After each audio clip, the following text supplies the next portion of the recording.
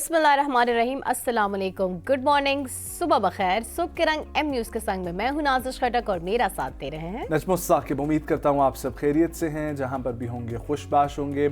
ख़वातीनो हज़रात, एक चीज़ का ख़ास ख्याल रखा करें कि जब सुबह के वक्त आप लोग उठते हैं तो कोशिश किया करें कि अपने मूड को जो है वो अच्छा रखें, क्योंकि आपका अक्सर मैंने ये लोगों के साथ एक सिलसिला देखा है जिसमें नबी करीम सल्लल्लाहु अलैहि वसल्लम की हदीस भी सामने आती है कि तुम में से सबसे बेहतरीन शख्स वो है जिसका इखलाक अपने घर वालों के साथ अच्छा है। अक्सर मैंने ये महसूस किया है कि हम लोग बाहर वालों के साथ तो बहुत अच्छा रवैया रखते हैं, लेकिन अपने घर वालों के साथ सुबह के वक्त जब हम उठते हैं तो चिड़चिड़ेपन का भी मुजाहिरा करते हैं और जल्दी जल्दी में जो है वो कोई ना कोई ऐसी बात हो जाती है उनके साथ जो कि पूरा दिन उनका भी बुरा गुजरता है और आप भी समटाइम्स ऐसा इंसान को फील होता है जो अनइंटेंशनली भी हम किसी को आप वाइफ को, आप अपनी मदर को, आप अपने फादर को, अपने भाई बहन को किसी भी कुछ भी कह सकते हैं, जो बाद में आपको खुद भी जो है ना वो गिल्ट फील होता रहता है। तो इस गिल्ट से बचने के लिए और उनको भी ये ना फील होता रहे कि ना जाने उनसे कौन सी ज्यादती हो गई है, या फिर उनको ये फीलिंग आती रही कि मैं किस जगह पे फंस गया हूँ या मैंने क्या गलती की थी और सुबह मेरे साथ इसकी ये बहस वगैरह हुई है। तो अवॉइड किया करें सुबह सुबह ऐसी चीज़ों को, और फिर वापस जब घर जाते हैं तो तब भी ये कोशिश किया करें कि जितना मर्जी बुरा दिन गुजरा है, नो डाउट जो घर पे इस वक्त लोग हमें सुन रहे हैं, जो ख़वातीन ख़ास तौर पर सुन रही हैं, उनको भी ख्याल करना चाहिए कि घर अगर कोई मर्द काम करके आ रहा है तो उसका ख्याल रखा जाए, और फिर मर्दों को भी इस चीज़ का खास ख्याल रखना चाहिए कि आप लोग बाहर जो मौजूद हैं, जितना प्रेशर आपके ऊपर हुआ है वो आपके घर वालों की वजह से तो नहीं है। आप उसके घर वाले तो जो है हरगिज़ उसका बोझ क्यों उठाएं, आप जो बर्डन सारे दिन का फील करते हैं वो जाके उन पे क्यों निकालते हैं गुस्सा। तो कोशिश किया करें कि अपने घर वालों के साथ जो है वो अच्छे से अच्छा नरमी का बर्ताव करें। बहुत अच्छी बात की आपने नजम। अक्सर ऐसे देखने में आया है कि जब सुबह सुबह इंसान उठता है तो या तो उसकी नींद पूरी ना हो या फिर वो पूरे दिन का स्ट्रेस लेके कि आज फिर पूरा दिन जो है ऑफिस में मुझे ये करना पड़ेगा वो, तो ऑटोमेटिकली अपने ऊपर एक चीज़ वो हावी कर लेता है जिसकी वजह से वो नेगेटिव हो जाता है। सो आप अगर दिन की शुरुआत सोचें नेगेटिव एनर्जी के साथ करेंगे तो फिर आप कैसे एक्सपेक्ट कर सकते हैं आपका पूरा दिन पॉजिटिव गुजरेगा। पॉजिटिव एनर्जी अट्रैक्ट किया करें, कल भी हम बता रहे थे, और ये बहुत अच्छी बात होती है जब आप पॉजिटिव एनर्जी अट्रैक्ट करते हैं और उसको ही रिफ्लेक्ट करते हैं, पूरा दिन आपके जो इर्द गिर्द का माहौल होता है वो वैसे ही पॉजिटिव हो जाता है। डेफिनेटली जी, आगे बढ़ते हैं और स्टार्ट करते हैं हमारे मॉर्निंग शो को। सबसे पहला सेगमेंट बढ़ते हैं सुबह की खबर की जानिब।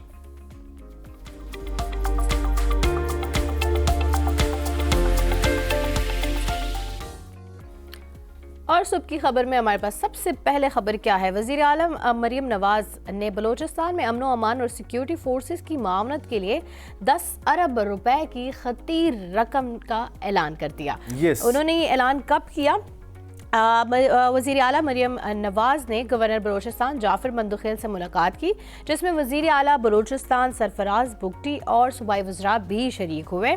वज़ीर आला पंजाब मरियम नवाज शरीफ ने बलूचिस्तान काबीना और इत्तेहादी जमातों के अरकान से मुलाकात की और सिक्योरिटी फोर्सेस के लिए 10 अरब रुपए की मुआवनत का ऐलान करते हुए ये कहा कि सरफराज बुगटी ने कहा मरियम नवाज, उन्होंने भी खुशामदीद उनको कहा, लेकिन उन्होंने ये कहा कि एक काबिल तहसीन कदम है, और मरियम नवाज ने ये सिक्योरिटी फोर्सेस के लिए जो पैसे बेसिकली ऐलान किया है, उन्होंने उनको खराज तहसीन पेश करते हुए कहा कि आप लोग बहुत अच्छा काम कर रहे हैं और हम आपको अप्रिशिएट करते हैं कि आप मजीद भी जो है वो अच्छा काम करें। वज़ीर आला पंजाब मरियम नवाज ने बलूचिस्तान काबीना और इत्तेहादी जमातों के अरकान से भी मुलाकात की है। इसके अलावा वज़ीर आला सरफराज बुगटी ने कहा कि मरियम नवाज शरीफ को बलूचिस्तान आमद पर खुश आमदीद कहते हैं। उन्होंने कहा कि सिक्योरिटी फोर्सेस के लिए 10 अरब रुपए की मावनत मस्बत और काबिल तहसीन कदम है। उन्होंने यकीन दहानी कराई कि बलूचिस्तान को दरपेश चैलेंजेस में हुकूमत पंजाब हर मुमकिन ताउन करेगी। मरियम नवाज ने कहा कि बलूचिस्तान के साथ और यहाँ पर मौजूद दहशतगर्दी का खात्मा कौमी यकजहती से ही मुमकिन है। और ये मरियम नवाज का पहला बलूचिस्तान का दौरा था जहाँ पे उनका पुरतपाक इस्तकबाल भी किया गया, और इस चीज़ को पूरे पाकिस्तान ने एक्नॉलेज भी किया कि बहुत खुशाइंद बात है कि आप सारे सूबों के बीच में जो आपस का के राब्ते हैं वो ज़्यादा जुड़ेंगे तो ही हमारे दिल भी ज़्यादा जुड़ सकते हैं। अगली खबर की तरफ बढ़ते हैं जो कि बहुत इंटरेस्टिंग है, और क्या क्या करना पड़ता है ख़ानदान की कफ़ालत के लिए वो आपको बताते हैं कि ख़ानदान की कफ़ालत के लिए मर्दों का भेस बदल कर एक खातून जो हैं वो अफ़गानिस्तान में काम कर रही थी और बाकायदा तौर पर जो है उनको जब एक्सपोज हुई हैं तो उनको गिरफ्तार कर लिया गया। अफगानिस्तान के सूबा हेलमंद से खबर है जहां पर तालिबान फोर्सेस ने मर्दाना लिबास पहनकर काम करने वाली एक नौजवान लड़की को गिरफ्तार किया। अब कहानी कुछ यूँ है कि सोशल मीडिया पर जो वीडियो वायरल हो रही है उसमें नूर नामी ये बच्ची हैं जिन्होंने ये बताया है कि वालिद के इंतकाल के बाद वो अपने ख़ानदान की वाहिद कफ़ील थी और शदीद गुर्बत और हालात की ایسی صورتحال کے باعث انہوں نے یہ قدم اٹھایا. ان کا کہنا تھا کہ اپنی شناخت چھپانے کی کوشش کی, تاہم آخرکار ان کا راز جب فاش ہو گیا ہے ایگزیکٹلی اور انہیں حراست میں لے لیا گیا. 13 سالہ بچی, اس کا قصور کیا ہے؟ صرف اور صرف یہ کہ اس کے گھر میں کمانے والا کوئی نہیں ہے, اس کے گھر کا چولہا جلانے والا کوئی نہیں ہے, تو وہ خود جو ہے وہ محنت کر کے اپنے گھر والوں کا پیٹ پال رہی ہے اور یہی اس کا جرم ہے. یہ ایسی سٹوریز ہیں جن کے اوپر فلمز بننی چاہیے, جن کو سراہنا چاہیے, اور جتنے بھی ادارے ہیں اس وقت یونائٹڈ نیشن اور یہ سب لوگ جو ہیں ان کو مدد کرنی چاہیے ایسے لوگوں کی. اور جو افغانستان میں حکومت موجود ہے, افغانستان کی حکومت کی جو بات کریں, طالبان جو وہاں پر موجود ہیں, آپ کو معلوم ہی ہے کہ پاکستان سے بار بار آواز بلند ہوتی رہتی ہے وہاں پر بچیوں کے حقوق کے حوالے سے, خاص طور پہ ایجوکیشن رائٹس اور خواتین باہر نکل کے جو کام کرنا چاہتی ہیں ان کے رائٹس سے بھی ان کو باہر جانے کی اجازت. اسلام کو بدنام کیا جاتا ہے ایسی اسٹیٹس کی جانب سے, اسلام کے لبادے میں اسلام کا نام لے کر جس قسم کی ایکٹیویٹیز کی جاتی ہیں, جو سپریس کرنے کی کوشش کی جاتی ہے, وہ تمام تر چیزیں اس بات کو ظاہر کرتی ہیں کہ اسلام کی جو بنیادی اصول ہیں, جو خاص طور پہ خواتین کو عزت دی گئی ہے, وہ اس کے بالکل برعکس ہے جو افغانستان میں حکومت وہاں کی خواتین کے ساتھ رویہ رکھ رہی ہے. سو اس سے یہ ثابت ہوتا ہے کہ اگر کوئی کسی بھی مذہب کو بدنام کرنے کی کوشش کی جاتی ہے تو ہرگز یہ مطلب نہیں کہ وہ مذہب جو ہے اس کے اندر ایسی چیز لکھی ہوئی ہے.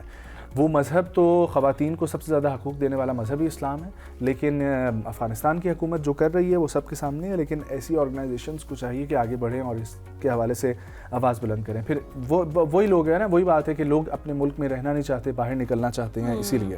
اور ان کا کہنا بھی انفیکٹ یہ ہے کہ ہم اسلام کا نفاذ چاہ رہے ہیں یہاں پر. اگر اسلام کا نفاذ ہے تو ہمیں بھی یہ دکھایا جائے کہ اسلام میں کہاں یہ لکھا ہوا ہے کہ آپ عورتوں کو ان کے حقوق نہیں دے سکتے. اسلام میں یہ لکھا ہوا ہے کہ یہودیوں کے ساتھ آپ مل کر, ہندوؤں کے ساتھ آپ مل کر مسلمانوں کے اوپر حملے کریں. اسلام میں یہ لکھا ہوا ہے کہ پیسوں کی خاطر جو ہے وہ آپ لے کر اپنے جو ہے وہ بچوں کو مروائیں, ٹھیک ہے, اور خود جو ہے دہشت گردی کے اڈے بن جائیں. یہ اسلام میں تو کہاں اسلام میں لکھا ہے, ہمیں بھی دکھائیں تو ہم بھی مان لیں. بٹ پوائنٹ از کہ اگر ایک بچی اپنے گھر والوں کی کفالت کر رہی تو اس میں کہیں پہ بھی کوئی برائی نہیں ہے, اور وہ بیس بدلنے پہ بھی اس لیے مجبور ہوئی کیونکہ وہاں اس چیز کی اجازت نہیں دی جا رہی تھی اسے. تو اس چیز کا نوٹس جو ہے وہ آئی تھنک عالمی اداروں کو بھی لینا چاہیے, بین الاقوامی طور پر اس پہ کوئی نہ کوئی ایکشن ضرور لینا چاہیے کہ آخر ان کا کیا ہوگا جن کا گھر کا کوئی کمانے والا نہیں ہے, تو وہ خواتین کیا کریں.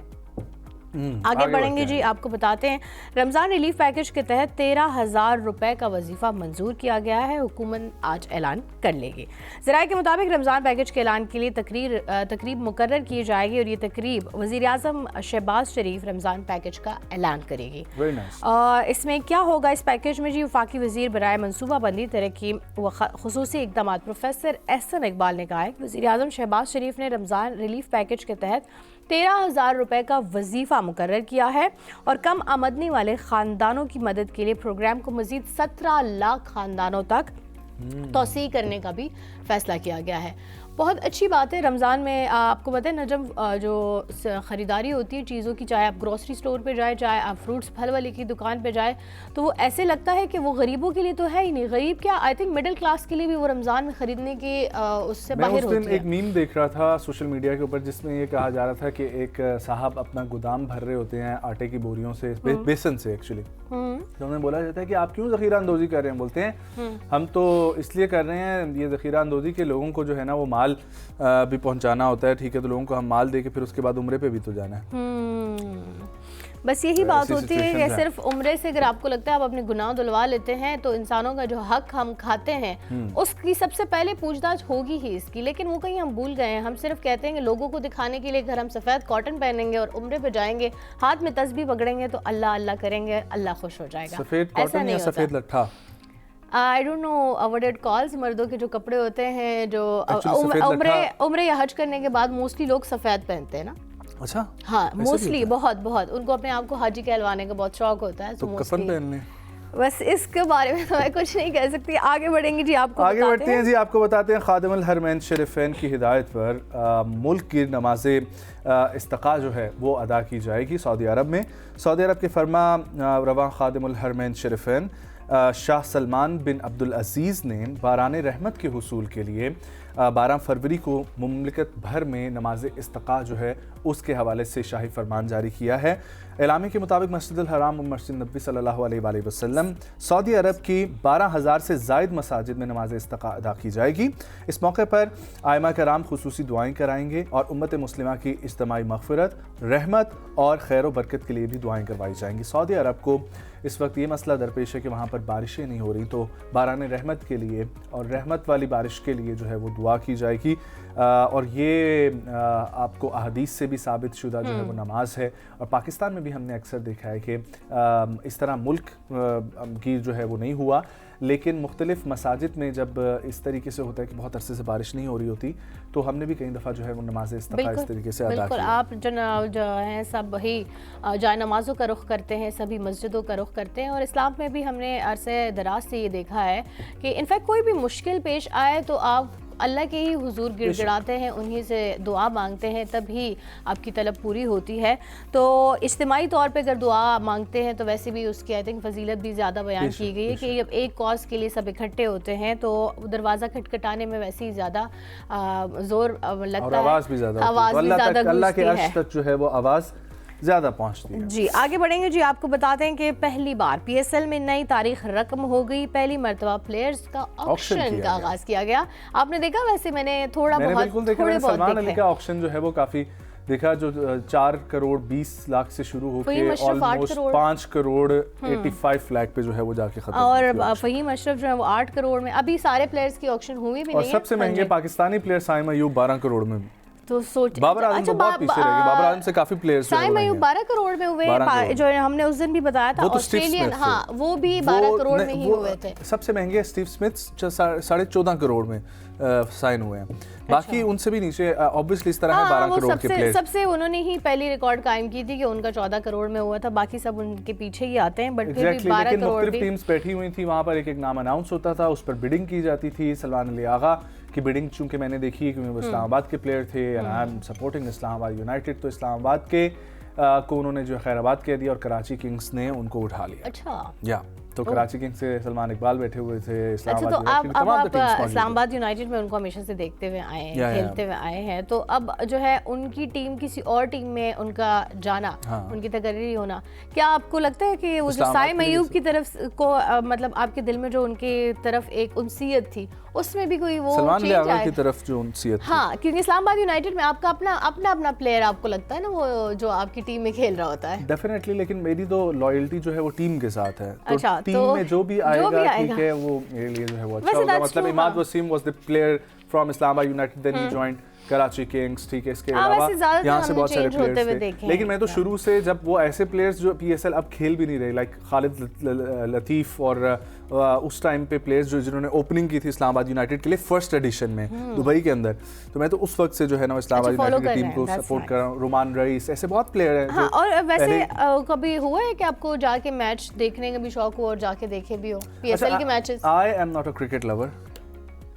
Exactly. ये तो शॉकिंग बात हो गई। शॉकिंग बात नहीं होगी। एक्चुअली द थिंग इज के Islamabad is my city. If Islamabad is competing in football, if Islamabad is competing in badminton, नहीं मैं कह रही हूँ क्रिकेट आपको नहीं पसंद, वो शॉकिंग बात हो गई क्योंकि हम पाकिस्तानी, मुझे मुकाबला पसंद है। हाँ, मुझे पाकिस्तानी क्रिकेटर्स क्रिकेट के बहुत फैन होते हैं। के काफी फैंस हैं, लेकिन मैंने कभी जिंदगी में क्रिकेट खेली भी नहीं है। ओके, हालांकि you are very good athlete, वैसे आप स्पोर्ट्समैन भी बहुत अच्छे हैं, आप खेलते भी रहते हैं, हाँ, बट क्रिकेट से कोई वाबस्तगी नहीं है। चले आगे बढ़ते हैं जी। T20 वर्ल्ड कप पाकिस्तान से शिकस्त के बाद अमरीकी टीम के कप्तान का बड़ा बयान सामने आया है। उन्होंने क्या कहा है जी?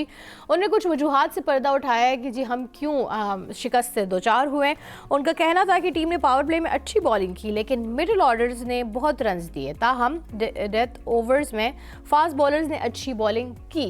उनका ये कहना था कि जी बॉलिंग तो हमारी अच्छी है, लेकिन फिर भी कुछ ना कुछ प्रेशर की वजह से, कुछ जो है वो पिचेस की वजह से हम प्रेशर लेके हम वो हैंडल नहीं कर पाए मिडिल ओवर में अपनी इनिंग जिस तरह हम कर सकते थे।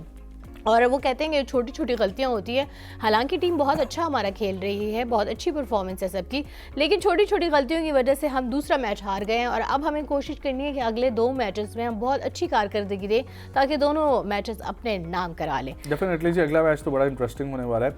आगे हम लोग बढ़ते हैं और आपको बताते हैं कि पाकिस्तान की सूफी और पहली ओपेरा जो है ना, वो ओपरा गुलकारा जो है ان کو امریکہ میں ایوارڈ سے نوازا گیا ہے. اور امریکی کانگریس میں منعقد ہونے والی شی لیڈز دی نیشنل گلوبل سمٹ میں امریکہ سمیت دنیا بھر سے تعلق رکھنے والی خواتین رہنما، ماہرین اور مختلف شعبہ زندگی سے وابستہ نمایاں شخصیات نے شرکت کی ہے. اور اس عالمی اقدام کی بنیاد میں 2021 میں قائم ہونے والی تحریک شی لیڈز امریکہ کا عالمی توسیع منصوبہ ہے، جس کا مقصد حکومت، میڈیا، کاروبار، تعلیم، صحت، دفاع اور ثقافت کے شعبوں میں نمایاں خدمات انجام دینے والی خواتین کو خراج تحسین پیش کرنا. اور وہیں پر پاکستان کی یہ اوپرا پہلی اوپرا سنگرز جو ہیں ان کو ایوارڈ سے نوازا گیا. اس میں تقریباً 14 ممالک سے خواتین کو نامینیٹ کیا گیا تھا. مطلب نامینیٹ نہیں، ان سب کو ہی ایوارڈیز قرار دینا تھا، ان سب کو ہی ایوارڈز دینے تھے، جس میں ہماری پاکستان سے، جو کہ آلریڈی ویسے واشنگٹن سے تعلق رکھنے والی ہیں، سائرہ پٹیل، ان کو جو ہے ان کا انتخاب کیا گیا. سائرہ پیٹر سوری سو ان کو ایوارڈ سے نوازا گیا. اور یہ بھی ایک بہت اچھی بات ہے کہ Pakistani although she is an American but still she is in Pakistan since long and وہ ریپرزینٹ وہاں پہ پاکستان کو کر رہی تھی. تو یہ بھی ہمارے لیے بہت فخر کی بات ہے. آگے بڑھیں گے جی، اور اب ہم آپ کو یہ بتاتے ہیں کہ UAE میں سواٹ چیلنج ہوا، سواٹ چیلنج، جس میں پاکستان اور چائنا نے بھارت کی جو فوجیں ہیں، جو بیسیکلی فوجی ٹریننگ کی جو ٹیمیں ہوتی ہیں، ان کو بہت پیچھے چھوڑ دیا. اور اس وجہ سے انہوں نے یہ کہا ہے کہ دیٹس وائی شاید جو بھارت کو جنگوں میں شکست کا سامنا کرنا پڑا ہے وہ اسی وجہ سے کرنا پڑا ہے کہ وہ بولنے میں جو ہے زیادہ مہارت رکھ رہے ہیں، صرف بولنے پہ ہی ان کا فوکس ہے. بالی ووڈ میں بھی کافی وہ مہارت رکھتے ہیں، اور فلمز جو ہے نا وہ جنگوں کے حوالے سے بنانے میں کافی مہارت رکھتے ہیں، اور فلموں میں وہ بہت اچھے طریقے، لیکن فلموں میں تو بہت اچھی ان کی پرفارمنس ہوتی ہے. آئی تھنک وہ یہی بات ہے نا کہ جھوٹ کا پروپیگنڈے کو انہوں نے ایک شکل دینے میں وہ مہارت حاصل کر لی ہے. لیکن عملی طور پہ جب بات آتی ہے پریکٹیکل لائف کی، گراؤنڈ ریالٹیز کی، تو وہ کہیں بھی نہیں ہے ان کی گراؤنڈ بہت مختلف ہے. چاہے آپ ایکچوئل جنگ کی صورتحال کی بات کریں یا ایئر شو کی بھی جو ہم نے سچویشن دیکھی جہاں بھارتی طیارہ جو ہے وہ جس طریقے سے گر کر، تو اس میں بھی ایسے ہی ہوا کہ جی سواٹ چیلنج 2026 میں بھارت کو بیک وقت 2 مقابلوں میں سبکی کا سامنا کرنا پڑا. ایونٹ میں بھارت کو پاکستانی نیشنل سیکیورٹی ایونٹ اور پھر چین کی خواتین نے چاروں شانے جت کیا، ایسے ہی کہوں گی میں. انہوں نے جی دوسری ایونٹ میں جو ہے چینی خواتین ٹیم نے رفتار، کوآرڈینیشن اور فائرنگ کی درستگی میں بھارتی ٹیم کو کئی گنا پیچھے چھوڑ دیا، جبکہ پاکستان نے ان کو جو ہے وہ کسیز میں ہرایا. اس مقابلے میں دنیا کے 52 ممالک شامل تھے. سو پاکستان نے بھی ان کو ہرایا، چائنا نے بھی ان کو ہرایا. اب بھارت کیا جواب دے گا، کیونکہ یہی ٹیمز جو ہے جو اس چیز میں حصہ لے رہی تھی، یہ باقی آگے جا کے اپنے ملک کا دفاع کریں گی. سو یہ بات تو اب دوبارہ سے بھی ثابت ہو گئی ہے کہ وہ صرف اور صرف جو اپنی زبان سے وہ پروپیگنڈا کرتے ہیں، وہ بھی نیگیٹو پروپیگنڈا، ایک اسی میں مہارت رکھ سکتے ہیں. اس کے علاوہ وہ کسی بھی چیز میں کچھ نہیں کر سکتے. سو ہمارا جی سیگمنٹ ختم ہو جاتا ہے، بریک کو شامل کریں گے، واپس آئیں گے، ہمارے ساتھ گیسٹ موجود ہوں گے، کہیں مت جائیں، ہمارے ساتھ رہیں.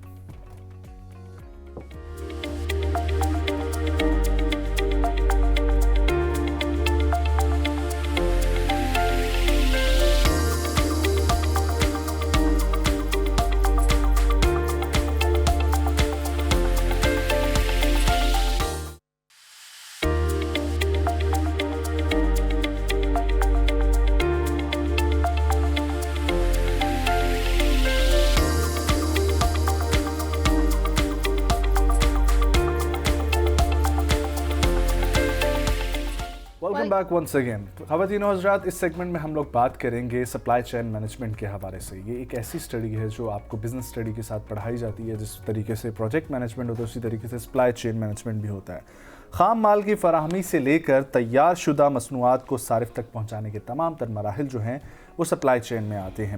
اب سپلائرز میں خام مال کی خریداری میں پروڈکشن پلاننگ بھی ہوتی ہے، مینوفیکچرنگ بھی ہوتی ہے، اسٹوریج بھی ہوتی ہے، انوینٹری مینجمنٹ بھی ہوتی ہے، ٹرانسپورٹیشن بھی ہوتی ہے، ڈسٹریبیوشن بھی ہوتی ہے، اور کسٹمر سروس جیسے مراحل بھی شامل ہوتے ہیں. سپلائی چین مینجمنٹ کا بنیادی مقصد یہ ہوتا ہے کم سے کم لاگت میں بہترین معیار کے ساتھ درست وقت پر درست مقدار میں مصنوعات یا خدمات صارف تک پہنچائی جائیں. مختلف یونیورسٹیز تمام تر پاکستان کے شہروں میں اس کو پڑھا رہی ہیں، اور بزنس سے ریلیٹڈ یہ فیلڈ ہے. اس کا پاکستان میں کیا سلسلہ چل رہا ہے، اس کے گریجویٹس جو ہیں وہ کس قسم کی جابس حاصل کر سکتے ہیں، انٹرنیشنلی اس کی مارکیٹ کیا ہے، اسی کے اوپر ہم آج کے پروگرام میں بات کریں گے. اس سیگمنٹ میں ہمارے ساتھ موجود ہوں گی جو ہمیں بتائیں گی سپلائی چین مینجمنٹ آج کل اصل میں اسٹوڈنٹس میں بڑھتا ہوا رجحان بھی دیکھا گیا ہے انٹرنیشنلی بھی اور ایون پاکستان میں بھی.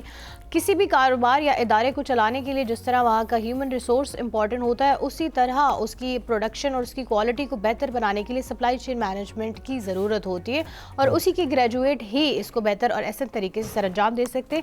اسی ٹاپک پر بات کرنے کے لیے ہمارے ساتھ موجود ہے امارا عمر دراز, پی ایچ ڈی اسکالر ہے, لیکچرر بھی ہے. ان سے ہی پوچھتے ہیں کہ سپلائی چین مینجمنٹ کیا ہے اور یہ کتنی امپورٹنٹ ہے. السلام علیکم امارا. وعلیکم السلام. گڈ مارننگ, صبح خیر, آپ کو ویلکم کرتے ہیں پروگرام میں. ہمارا ہمیں سپلائی چین مینجمنٹ کے بارے میں بتائیں کہ پہلے تو یہ ہے کہ یہ ہے کیا. مطلب ڈگریز تو ہم بہت کرتے ہیں اور بہت سنتے آئے ہیں, جیسے لیکچرر کا ایک اپنا شعبہ ہے اس کے بارے میں ہمیں پتہ ہے, ڈاکٹرز اور انجینئرز کا اپنا ہے اس کے بارے میں بھی سب کو پتہ ہے. سو سپلائی چین مینجمنٹ بیسکلی ہوتا کیا ہے؟ اچھا جی, سب سے پہلے تو بہت شکریہ, you gave me a chance to express myself. Supply chain کو اگر ہم عام الفاظ میں بات کی جائے, ایک لے مین کو اگر سمجھانا ہو تو آپ یہ دیکھیں کہ پروڈکشن آف دا پروڈکٹ سے لے کر آپ اینڈ کنزیومر تک پروڈکٹ کو جو ڈلیور کروانے کے درمیان جتنے بھی پروسیسز انوالو ہوں گے وہ بیسیکلی سپلائی چین کہلاتا ہے, جس میں آپ کا پروڈکشن آ جاتے ہیں, مینوفیکچرنگ سے لے کر distribution, transportation, procurement and rest باقی سب اس طریقے کی جو چیزیں. سو اس ڈگری میں پڑھاتے, ویسے آپ سوری میں نے آپ کی بات کاٹی ہے, اس میں آپ کون کون سی چیزوں پہ مطلب تھیوریٹیکلی اگر ہم بات کریں تو پڑھتے کیا کیا چیزیں ہیں جو لیڈ آن کرتی ہے سپلائی چین مینجمنٹ کو؟ اچھا, اس وقت آئی have been like in teaching field from last 5-6 years. So 2-3 universities جو ہیں پاکستان کی ماشاء اللہ رینونڈ یونیورسٹیز, ان کے ساتھ کام پڑھانے کا ان کے بچوں کو کریکولم ڈیزائن کرنے کا موقع ملا. تو اس میں ہم نے یہ چیز فوکس میں رکھی کہ پریکٹیکل ایسپیکٹ کو دیکھا جائے. پریکٹیکل ایسپیکٹ میں اس سے پہلے میں تھوڑے سے جو سپلائی چین کے سٹیجز ہیں اس کے بارے میں بتانا چاہوں گی. جو سپلائی چین کے سٹیجز ہیں اس میں سب سے پرائمری سٹیج ہے that is production, and production is been done. the first thing which should be done is production, اور پروڈکشن کے لیے you need to do procurement, جس کو آپ کو پتہ ہے ہمارے گورنمنٹ کے ادارے جو ہیں وہ procurement ہی کرتے ہیں for sourcing their raw material. procurement basically sourcing of raw material ہوتا ہے. اس کے بعد پروڈکشن کا پروسیس ہوتا ہے جس میں مشینری انوالو ہوتی ہے اور ہم لوگ کسی ویلیویبل پروڈکٹ میں کنورٹ کرتے ہیں raw material کو. then comes the storage, آپ نے اس کو بنی ہوئی چیز کو کہیں پہ اسٹور کرنا. That is called warehousing. And warehousing کے اندر اگین ایک بہت بڑی فیلڈ ہے, اس میں آپ کہہ سکتے ہیں انوینٹری مینجمنٹ ہوتی ہے, اس کے علاوہ ڈفرینٹ ٹیکنالوجیز استعمال ہوتی ہیں انوینٹری کو ٹریک ڈاؤن کرنے کے لیے. انوینٹری مینجمنٹ اور ویئر ہاؤسنگ فیسلٹی مینجمنٹ یہ دونوں اپنے آپ میں بہت بڑی فیلڈز ہیں جس کے بارے میں اکیڈیمیا میں بچوں کو تھیوریٹیکلی پڑھا کے اور پریکٹیکل ایسپیکٹ میں کچھ پروٹو آپ کہہ سکتے ہیں ٹائپس یا پھر پائلٹ پروجیکٹس جن کو کہتے ہیں وہ کروائے جاتے ہیں تاکہ وہ یہ سب کچھ دیکھ سکیں. ویئر ہاؤسنگ کے بعد وی ہیو ٹرانسپورٹیشن, جس کے اندر لاجسٹکس بیسیکلی کمبینیشن ہوتا ہے ویئر ہاؤسنگ کا اور logistic is a part of supply chain management. Yes, supply chain آپ سمجھ سکتے ہیں ایک واسٹ گراؤنڈ ہے, لاجسٹکس جو ہے وہ اس کا ایک پارٹ ہے. تو یہ اس کے ساتھ ساتھ ہم لوگ اگر کریکولم کی بات کی جائے تو انوینٹری مینجمنٹ, پروکیورمنٹ کے میتھڈالوجیز, یہی سب. ہمارے صاحب یہ بتائیے کہ اس وقت پاکستان میں بچوں کا رجحان کیا ہے بزنس اسٹڈیز کی؟ جب ہم بات کریں it is a part of business studies, right? Business studies کی طرف بہت سارے لوگ آتے ہوتے ہیں, تو یہ بتائیے گا کہ ریشو جو اسٹوڈنٹس آ رہے ہیں ان کی کیا ہے, اور اس وقت جو جاب ریشوز ہیں وہ کیا ہے پاکستان میں؟ یہ بہت اچھا سوال ہے, کیونکہ آج کل آپ یہ دیکھ رہے ہوں گے کہ ایجوکیشن کو پورٹرے ایسے کیا جا رہا ہے کہ ایزی منی کا کانسیپٹ آ گیا ہے کہ ایجوکیشن کے بغیر بھی you can get the success. But being a part of university system, میں اس چیز کو بتانا چاہوں گی کہ in regard of all the things جو کہ ہمارے پاس آج کل پاکستان میں چل رہی ہیں, جس میں ہمارے پاس ڈیجیٹل مارکیٹنگ ہے یا انفلوئنسرز ہوتے ہیں, اس کے علاوہ ہمارے پاس ڈیجیٹل کرنسی یا ٹریڈنگ جس کو کہتے ہیں, وہ کرنے کے باوجود ہمارے پاس جو اسٹوڈنٹس کا انٹیک ہے وہ انہی اسٹوڈنٹ کا انٹیک ہے جو اس ساری فیلڈ میں ہیں. ہوتا ایسا ہے کہ when they explore this field they get to know that they have to get a degree in case understanding all the concepts جس کے اندر وہ سارے اس وقت انوالو ہیں. तो स्टूडेंट्स का इंटेक डेफिनेटली वैसे का आप ये नहीं कहेंगे कि जैसे एक रुझान था कि बहुत ज़्यादा बच्चे एडमिशन ले रहे थे, उसकी वजह ये है कि बच्चों ने इंटरनेशनल प्रोग्राम्स के अंदर अप्लाई करना ज़्यादा शुरू किया है, लेकिन ये भी नहीं कह सकते कि बच्चे आ नहीं रहे हैं। फ़िलहाल जिन यूनिवर्सिटीज़ का मैं पार्ट हूँ, बच्चे जो हैं वो आ रहे हैं, लेकिन ये कह सकते हैं कि थोड़ा सा स्लाइट चेंज ज़रूर हुआ है। द रीज़न इज़ दैट कि उसमें सॉरी आपको मैं रीज़न ही पूछना चाह रहा था, प्लीज़। रीज़न उसका ये है कि बच्चे अब डिजिटल टेक्नोलॉजीज़ जहाँ फिर आर्टिफिशियल इंटेलिजेंस या डेटा एनालिटिक्स की डिग्री की तरफ जाना चाह रहे हैं। सो आपके ख्याल में क्या, मेरा क्योंकि सवाल का दूसरा पार्ट भी ये था कि मार्केट डिमांड क्या है इस वक्त, मार्केट में ऐसे सप्लाई चेन के बच्चे जो है वो चाहिए या नहीं चाहिए? क्योंकि हम तो अक्सर ये बात करते रहते हैं कि जब मैथ कम्युनिकेशन की बात हुई तो बहुत सारे लोग मैथ कम्युनिकेशन में आ गए, सॉफ्टवेयर इंजीनियरिंग में आ गए, लेकिन वो मार्केट डिमांड नहीं थी इतनी ज़्यादा। सो क्यों ना बच्चे वो चीज़ पढ़ें जिसकी मार्केट डिमांड हो। जिस तरीके से आर्टिफिशियल इंटेलिजेंस की तरफ जा रहे हैं, डेटा साइंस की तरफ जा रहे हैं, उसकी डिमांड मार्केट में बहुत हाई है, ना सिर्फ पाकिस्तान, इंटरनेशनली। सो मार्केट में इस वक्त इंडस्ट्रीज़ में कंडीशन क्या है सप्लाई चेन मैनेजमेंट जॉब से रिलेटेड, और ये बच्चे अगर खुद बिजनेस स्टार्ट करना चाहें तो उनके लिए क्या अपॉर्चुनिटीज़ बनती हैं? अच्छा, अगर हम सप्लाई चेन के बारे में बात करें ना, it is emerging specialization field in the field of business administration. BBA में जो रिचुअली आप कह सकते हो या नॉर्मली स्पेशलाइजेशंस थी वो HR, मार्केटिंग या फाइनेंस था। So project management and supply chain management are emerging fields, and इसकी वजह से जैसे ही स्टूडेंट्स को कोई न्यू अपॉर्चुनिटी नज़र आती है या अदर देन दैट कि वो ऑलरेडी ऑब्सलीट मार्केट से एक हट के चीज़ है, तो स्टूडेंट्स का रुझान इसकी तरफ बहुत ज़्यादा है, और उसका रुझान का तभी फ़ायदा होगा कि अगर उसकी जॉब मार्केट हो। जॉब मार्केट के बारे में अगर सप्लाई चेन की बात की जाए, सो स्टूडेंट्स के लिए इसलिए ज़्यादा अट्रैक्टिव होता है बिकॉज इसमें आप कह सकते हैं वेरी हाई रिनोमिनेशन के साथ आप कह सकते हैं कि विद वेरी हाई सैलरीज आपको बच्चों को रखा जा रहा होता है। बिकॉज उसकी बहुत बड़ी वजह ये है कि इस एरिया में एक्सपर्ट्स बहुत कम हैं। इस एरिया के आप कह सकते हैं कि बच्चे जो इस स्पेशलाइजेशन में काम कर रहे हैं वो बहुत कम है। दैट्स व्हाई जो हम ऑफिसेस देखते हैं आजकल फ्रेट फॉरवर्डिंग के, वो भी इसी का पार्ट है। बिल्कुल ऐसे ही, वो इसी का पार्ट। वो तो बहुत अच्छे नो डाउट उनका जो चल रहे हैं ऑफिसेस जो पाकिस्तान में जिसने सेटअप खोला हुआ है उसका। आप ये देखें कि कोई भी हमारे गवर्नमेंट या बड़े इदारे हैं, उनका जितना भी मटेरियल आता है वो पेपरा के रेगुलेशंस की वजह से उसमें प्रोक्योरमेंट ज़रूरी है, and procurement is some sort of thing which is not easy, not anyone can do that. ये एक सप्लाई चेन आप एक लिहाज से ये भी कह सकते हैं कि ये एक हुनर वाला शोबा है। Exactly, I was about to से, क्योंकि आपने कस्टम क्लियरेंस है और बहुत सारी चीज़ें जो है उसमें होती हैं, फिर टाइम मैनेजमेंट बहुत इंपॉर्टेंट है इसमें। एक बहुत अच्छी बात है कि एक होता है फाइनेंस और एक होता है ट्रेड फाइनेंस।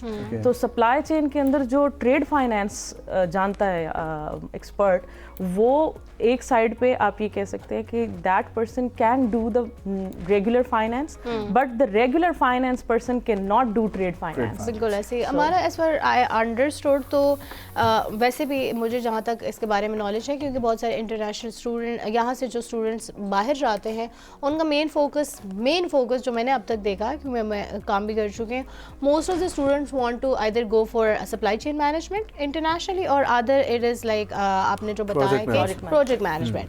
सो वो दोनों ही बेसिकली किसी भी इंडस्ट्री की बैकबोन हम कह सकते हैं कि सप्लाई चेन मैनेजर होगा, मैनेजमेंट ही सब कुछ डील करती है, सो बैकबोन हर इंडस्ट्री का यही है।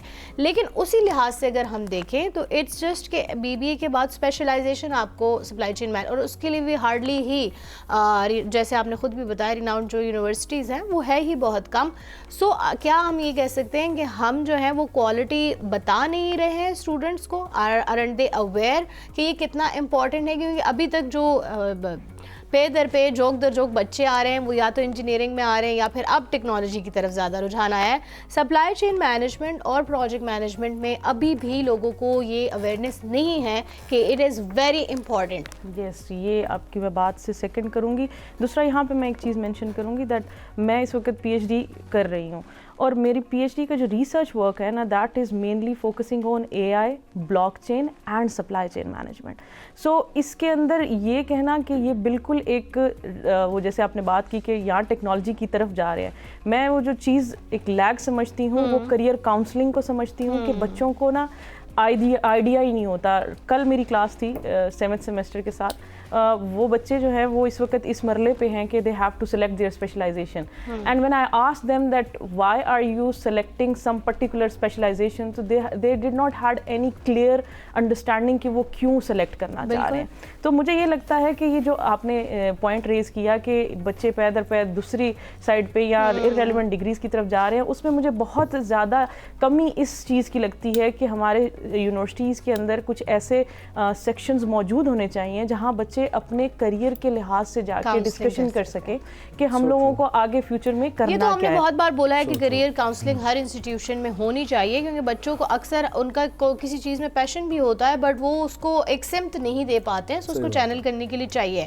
یہ بتائیے کہ آپ چونکہ اسی پروفیشن سے ہیں, آپ بچوں کے ساتھ ڈیل کرتی ہیں, یہ کام کرتی آئی ہیں, بچوں کا اپنا پرسنل جو پوٹینشیل ہے وہ آپ کو اس فیلڈ میں کتنا نظر آتا ہے کہ ہمارے بچوں میں بہت پوٹینشیل ہے کہ they can be good leaders, because ہم ایک سپلائی چین مینجمنٹ کا جو ہوتا ہے اور جو پروجیکٹ مینجمنٹ سے ہو کر آتا ہے اس کو ہم یہ کہہ سکتے ہیں کہ وہ ایک انسٹیٹیوشن کو ایز اے لیڈر لیڈ کرتا ہوتا ہے. سو کتنا پوٹینشیل ہم دیکھتے ہیں اپنے ہی بچوں میں اس فیلڈ کا؟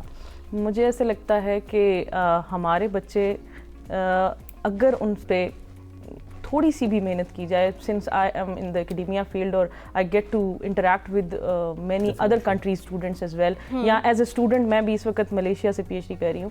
سو میں جب باقی لوگوں کو دیکھتی ہوں, کمپیئر کرتی ہوں with, I always mention it whenever it comes to platform جہاں پہ یہ شیئر کرنا ہو, میں ہمیشہ کہتی ہوں کہ مجھے پاکستان کے جو نوجوان اور ان کا جو مائنڈ سیٹ ہے نا وہ بہت ہی ایکسیپشنل لگتا ہے as compare to the people who are right now industry leaders. ہمارے پاس صرف اور صرف آپ یہ کہہ سکتے ہیں جس چیز کی کمی ہے وہ ان کو ایک سمت میں یا ایک ڈائریکشن میں لے جانے کی کمی ہے. باقی ہمارے بچے ایکسیپشنلی پرفارم کر رہے تھے انٹرنیشنل فورمز پہ, جہاں پہ جن کو تھوڑی سی آپ کہیں کہ پالیشنگ یا اپرچونیٹیز یا ڈائریکشن دی جاتی ہے, اور وہ بہت اچھا پرفارم کرتے ہیں. ایک کمپیریزن اور آپ سے چاہوں گی کہ انٹرنیشنل مارکیٹ میں ہم جب سپلائی چین مینجمنٹ پڑھتے ہیں یونیورسٹیز میں یا پھر پروجیکٹ مینجمنٹ پڑھتے ہیں, اس میں ہی کریکولم کا حصہ ہوتی ہے ورک پلیسمنٹ. آیا ہمارے پاکستان میں یہ چیز ہے کہ جب آپ یونیورسٹی سے پڑھ رہے ہوتے ہیں, سو لاسٹ کا جو سیمسٹر ہوتا ہے, انٹرنیشنلی ہمیشہ یہی ہوتا ہے, لاسٹ کا جو سیمسٹر ہوتا ہے وہ آپ کو اسی انڈسٹری خود ہی کہیں پہ جو ہے ورک پلیسمنٹ دلاتی ہیں, پھر آپ 6 مہینے وہاں کام کرتے ہیں, اس کے بعد وہ آپ کو باہر کی دنیا میں کام کرنے بھیجتے ہیں. آیا ہمارے پاکستان کے کریکولم کا حصہ ہے یہ چیز یا نہیں؟ اسی وجہ سے بچے لیک بھی کرتے ہیں, جب وہ کام ڈگری تو وہ کمپلیٹ کر لیتے ہیں لیکن اس کے بعد وہ کہتے ہیں جی آپ کے پاس کوئی ایکسپیرینس نہیں ہے تو ہم آپ کو ایز اے ٹرینی تو رکھ نہیں سکتے. بٹ آپ کی جو یونیورسٹی مینشن ہوئی ہے, کیونکہ میں خود اس یونیورسٹی کا اسٹوڈنٹ رہ چکا ہوں, سو آئی ہیو سین کہ یہاں پر تو جاب فیئرس ہوتے ہیں, ہر سال ہوتے ہیں. سو پاکستانی مارکیٹ میں ایسا ہے, پاکستانی انسٹیٹیوشنز یہ آفر کرتے ہیں؟ بالکل. اس میں آپ کو بتاؤں گی دس از بیسیکلی جیسے آپ نے بتایا کیونکہ آپ الومنائی ہیں, سو ایک ہوتا ہے جاب فیئر, وہ بیسیکلی کنڈکٹ کون کروا رہا ہوتا ہے, that is a whole you can say dedicated team. ہمارے پاس اس کے ڈیڈیکیٹڈ آفیسز سلیکٹ کیے گئے ہیں. جیسے ہمارا اگر بات کیا جائے تو نمل کا اپنا پلیسمنٹ آفس ہے, اور اس کے بعد سب ڈومین میں جا کے جیسے ہمارا ڈپارٹمنٹ آف مینجمنٹ سائنسز ہے تو ڈپارٹمنٹ آف مینجمنٹ سائنسز کا اپنا پلیسمنٹ آفس ہے. سو اب یہ ہے کہ وہ نمل کا جو پلیسمنٹ آفس ہے that is for all the students جو یونیورسٹی میں اس وقت پڑھ رہے ہیں. جو ہمارے پاس ہے وہ ڈیڈیکیٹڈلی اسٹوڈنٹس کے لیے جو مینجمنٹ سائنسز کے. اب اس میں ہوتا کیا ہے کہ ہمارے ایم او یوز ہوئے ہیں کچھ آرگنائزیشن کے, اگر سپلائی چین کی بات کی جائے تو بڑے رینونڈ کمپنیز ہیں جن کے ساتھ ایم او یوز ہوئے ہیں, تو ہمارا ایک سرٹن بیج ہوتا ہے جو کوالیفائی کرتا ہے کہ ہم پھر ان کی سی ویز ان کو فارورڈ کرتے ہیں, اور وہ امیجیٹلی, بلکہ کچھ اسٹوڈنٹس تو ڈیورنگ دا ڈگری بھی ان کے ساتھ کام کر رہے ہوتے ہیں. اوور آل پاکستانی مارکیٹ کی میں نے بات کی کہ باقی انسٹیٹیوشنس میں چلیں یہ تو ایک یونیورسٹی ہو گئی نا, اب ساری یونیورسٹی ایک ہی سے تو نہیں پڑھ کے جاتے ہیں. سو باقی آپ کو کیا لگتا ہے, کیونکہ آپ اسی شعبے سے منسلک ہیں, سو باقی کیا ایسا ہے کہ بچوں کو اتنی اپرچونیٹی ملتی ہے کہ وہ گریجویشن کمپلیٹ ساتھ ہی وہ ورک پلیسمنٹ میں بھی کرتے رہیں؟ اچھا, شاید مجھے پھر ایسا اتفاق رہا ہے کہ آئی have been with good names پھر آئی گیس, بیکاز میں نے جتنے بھی اداروں میں کام کیا ہے یا ایز اے وزٹنگ فیکلٹی ان سب کے پاس ایک آپ سمجھیں کہ جیسے ایک انکیوبیشن سینٹر ہوتا ہے بزنس، جو ہمارے بچے نئے بزنس آئیڈیاز کو لے کے چلتے ہیں اور کچھ چاہ رہے ہوتے ہیں کہ ان کا بزنس آئیڈیا جو ہے وہ ایک بزنس میں کنورٹ ہو، تو ان کو ایک فری ورک پلیس دی جاتی ہے، دیٹ از کالڈ انکیوبیشن. تو وہ جیسے انکیوبیشن ایک مین پارٹ ہے، یا آپ کہہ سکتے ہیں ایک HEC کی طرف سے ریکوائرمنٹس بھی ہوتی ہیں. آپ کا اگر بزنس اسکول ہے، اگر آپ ایک بزنس اسٹڈیز کا ڈپارٹمنٹ بنا کے آپ نے رن کیا ہوا ہے، تو دیر مسٹ بھی، ہو ہی نہیں سکتا کہ آپ کا انکیوبیشن سینٹر نہ ہو سکتا ہے ان سرٹن کیسز کے کچھ ابھی بنا رہے ہوں یا کچھ نہ کچھ آپ کو انکیوبیشن کی مد میں نظر آئے گا. لائک وائز اگر یونیورسٹی ہے تو آپ کو اس کی پلیسمنٹ کے مد میں کوئی نہ کوئی آفس ضرور نظر آئے گا. ڈیفینیٹلی. ہمارے صاحب یہ بتائیے گا کہ آپ تھوڑی دیر پہلے ذکر کری تھی اپنی PhD کے حوالے سے، اس فیلڈ کی ایکسیلف جو ہے، جو جس طریقے سے آپ خود اس میں PhD کر رہی ہیں، تو اس میں یہ بلاک چین، AI، ان کا یوزز کس طریقے سے ہے مینجمنٹ کے ساتھ؟ اچھا، اس میں ہم لوگ اگر بات کریں نا AI کی، AI کا آپ سمجھیں کہ ایک انہیرٹ فیچر ہوتا ہے، دیٹ از پریڈکٹیو انالیٹکس. آپ فیوچر کو پریڈکٹ کر سکتے ہیں. So the most important factor for business is that forecasting their demand, forecasting their sales, forecasting their yearly performance. So AI basically directly helps the company to predict their future, کہ ان کا future میں demand sales کا pattern کیا ہوگا. اور block چین کی اگر بات جائے، اس کا انہیرنٹ فیچر کیا ہے کہ وہ آپ کو پرووائڈ کرتا ہے ٹرانسپیرنسی، وہ آپ کو پرووائڈ کرتا ہے ٹریسیبلٹی. سو آپ کی انوینٹری لاجسٹکس میں، جیسے آپ نے لاجسٹکس کی بات کی، جب لاجسٹکس پورشن میں ہوتی ہے، جیسے آپ ویئر ہاؤسنگ میں ہیں یا ٹرانسپورٹیشن میں، تو آپ کو ریئل ٹائم اپنے پروڈکٹ کی ٹریسیبلٹی، ٹرانسپیرنسی نظر آ رہی ہے. تو ڈیفینیٹلی وہ جب دو ایسپیکٹ مل کے آپ کو ہیلپ کریں گے، اینڈ دو ایسپیکٹ تو AI اور بلاک چین کی ہم نے بات کی ہے. اس کے علاوہ اگر ہم لوگ دوسرے IoT یا دوسرے ٹیک ٹولز کی بات کریں، وہ اپنے انہی انہیرٹ فیچرز کی وجہ سے کنٹریبیوٹ کرتے ہیں آپ کی بیٹر کسٹمر سروسز کے لیے. مطلب کہ ڈیجیٹل دور میں یہ اس نے بہت آسان بنا دیا ہے بالکل اس سارے سلسلے کو. اچھا یہ بتائیے گا کہ اگر سپلائی چین کسی بھی ایک بزنس ہے، اس میں اگر یہ چیز لیک کرتی ہے، تو وہ کتنا نقصان پہنچا سکتی ہے کاروبار کو؟ آپ نے یہ بہت اچھا سوال کیا ہے. آپ کو پتہ ہے کہ اگر آپ کی سپلائی چین پراپرلی آپٹیمائزڈ نہیں ہے، تو یو آر میکنگ ریئلسٹکلی، اب میں کہوں گی فگرز میں کیونکہ I work as a consultant as well with different companies, تو میرے دماغ میں وہ کیس آ رہا ہے. سو ایک دفعہ ایسا ذکر ہوا کہ ہم نے ایک کمپنی کو کنسلٹنسی پرووائڈ کی، اور انہوں نے مجھے کہا کہ سرٹن کمپنی میں I was working as a consultant at that time, I was not working as a teacher. تو انہوں نے کہا کہ بھائی ہم نے اپنی رننگ آپریشنز میں سے اپنی کاسٹ کو کٹ کرنا ہے. تو جب کاسٹ کو کٹ کرنا ہے تو اس کا مطلب یہ ہے کہ that was also some sort of ایسے بزنس نیچر کی وہ کمپنی تھی کہ ہم ان کے آپریشنس کو نہیں چینج کر سکتے، را مٹیریل وغیرہ کو ہم لوگ دوبارہ سے اس طریقے سے آپ کہہ سکتے ہیں کہ پروڈکشن پروسیس کو نہیں چینج کر سکتے تھے. So what we did was, ان کی پیکیجنگ میں کارٹنز آتے تھے، ہم نے اس میں سے صرف 10 گرام کم کر دیا. تو آپ یقین کریں کہ ان کی فائنینشیل ویلیڈیشن پہ بلینز کا فرق پڑا. ہاں، تو آپ یہ دیکھیں کہ ہم نے صرف اور صرف ان کی پیکیجنگ میں سے 10 گرام نکالے اور کہاں پہ جا کے بات پہنچی. تو بات آتے ہیں آپ کی سپلائی چین پہ. اگر آپ نے پراپرلی اپنے پروسیسز کو آپٹیمائز نہیں کیا ہوا، تو آپ کو اندازہ ہی نہیں ہے کہ آپ کتنا ویسٹ جنریٹ کر رہے ہیں، اور waste ultimately increase your cost. اور اگر آپ لوگ رائٹ سپلائر سے پروڈکٹ نہیں خرید رہے ہیں، لیٹ سپوز آپ نے کسی ایک آئٹم کو آپ پروکیور کرتے ہیں، اور وہ آئٹم 10 روپے کا، آپ لیٹ سپوز SKU ہے آپ کا کوئی، وہ آپ نے 10 روپے کا پروکیور کیا، اور آپ کو مارکیٹ کے اندر پتہ ہی نہیں ہے کہ دیر از اے پرسن جو آپ کو 7 روپے میں وہ چیز دے سکتا ہے. تو آپ یہ دیکھیں کہ وہ آپ کی فائنینشیل رپورٹس پہ کس حد تک فرق پڑوائے گا. ریزن از دیٹ آپ گنتی میں تو نہیں آتی وہ چیزیں جو پروکیور کرتے ہیں، لیکن اربوں میں خربوں میں آپ کی SKUs جا رہے ہوتے ہیں. کوئی ایسے لوپ ہولز جو آپ کو نظر آتے ہوں پاکستان کی مارکیٹ میں سپلائی چین سے related? I am talking about the industry. کوئی ایسے لوپ ہولز آپ کو نظر آتے ہوں جس کو جو انٹرنیشنل ایکسپیرینس سے ڈفرینٹ ہے؟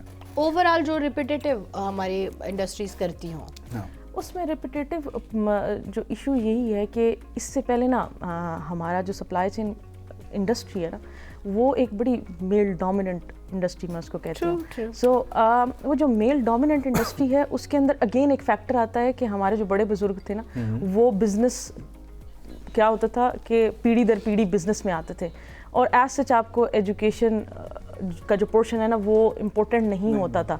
तो मुझे जो एक सबसे मेजर लैग लगता है सप्लाई चेन के अंदर, मुझे लगता है ये 1 या 2 जो पीढ़ियाँ होंगी अगली, they will be the last one जिसमें ये इशू आएगा. द रीज़न इज़ दैट लोगों को प्रॉपर सिस्टम्स का अब समझ आ रहा है, because students are graduating. And when we talking about the transparency, traceability और एआई फीचर्स की, तो डेफिनेटली काम और आसान होगा. और डेफिनेटली वो जो इस वक्त हमारे पास लोग काम करें सप्लाई चेन में, वो आप ये कह सकते हैं कि इंडस्ट्री टेक्नोलॉजी को आप कह सकते हैं कि अडॉप्ट करने में उनका थोड़ी हेजिटेशन आती है. ये जो नेक्स्ट जनरेशन आएगी ना, ये तो टेक्नोलॉजी, सो ये लैग मुझे लगता है over the period of time इंशाल्लाह खुद ही. वेल, इंटरेस्टिंग डिस्कशन रही हमारी. थैंक यू सो मच हमारे साहिबा फॉर कमिंग. बहुत अच्छा लगा आपसे बात करके. ख़वातीन हज़रात, will take a break. Headlines का वक्त हुआ जाता है, वापस आएंगे, कंटिन्यू करेंगे एक और टॉपिक, एक और गेस्ट हमारे साथ.